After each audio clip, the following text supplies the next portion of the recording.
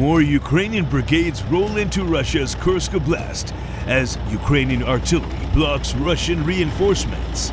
4 days into Ukraine's surprise invasion of Russia's Kursk Oblast, just across Ukraine's northern border with Russia, the number of confirmed Ukrainian brigades in and around the invasion zone has grown to at least 5. 4 Army mechanized brigades and 1 brigade from the Independent Air Assault Force. Altogether, these units could oversee as many as 10,000 troops and 600 armored vehicles. Additional artillery, air defense, drone and reconnaissance units are playing critical supporting roles. To put into perspective the scale of the Ukrainian force in and around Kursk, recall that Kiev formed a corps with a dozen new brigades to lead its southern counteroffensive in the summer of 2023.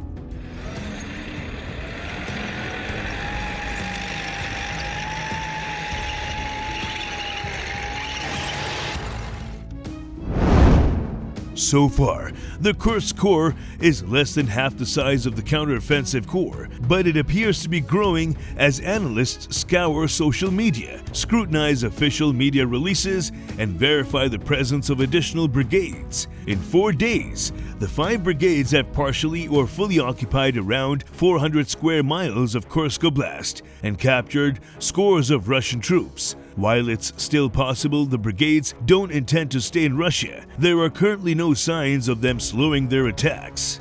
It was evident in the early hours of the Ukrainian assault across the border on Tuesday that at least 3 brigades were directly involved or performing a supporting role: the Army's 22nd and 88th Mechanized Brigades, as well as the 80th Air Assault Brigade.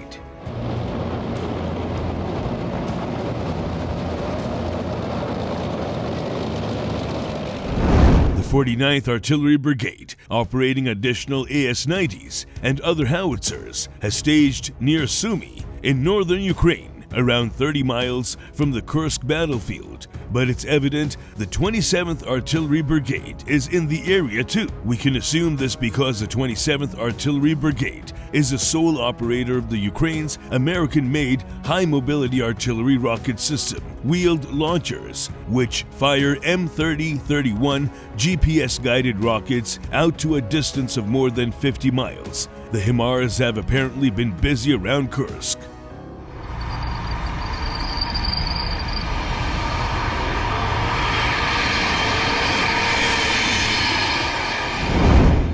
Time will tell whether using these Ukrainian brigades to attack into Russia rather than defending eastern Ukraine has been the most strategically effective use of their forces at a time when Ukrainian defenders in the east are being pushed back on several axes. The use of highly capable Ukrainian combat forces in Kursk is either a brilliant counter move to shift the initiative in the war, or a strategic error which compounds the challenges in Ukraine's eastern Ukraine defensive operations. There is no way yet to make this assessment. However, as with all war, there is an abundance of uncertainty at the early stage of another Ukrainian offensive. Not only are we unsure about just how far deep the Ukrainians have penetrated, but we are also unsure of the strategic and political objectives of this operation.